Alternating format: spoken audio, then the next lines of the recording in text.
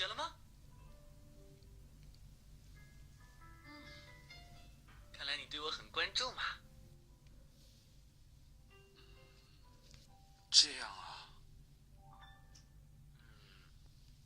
我正在后场准备呢，最后一场戏特别难，所以想打电话让你鼓励鼓励我。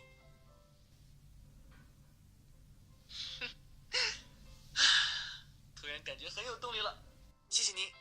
圣诞节有什么打算啊？好吃的搭配好电影，你也太会享受了吧。不过，如果是我呢，我想去参加狂欢派对，然后去中心广场看巨型圣诞树，还要吃一个甜甜的烤红薯。你觉得怎么样？决定什么了？当圣诞老人这个任务，还是交给我吧。你猜我现在在哪里？今天对我来说很特别，这是我认识你以来的第一个圣诞节，我不想错过。其实，我刚才跟你说谎了，我今天跟导演请了1天的假，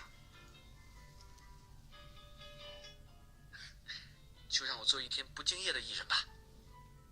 应该说，今天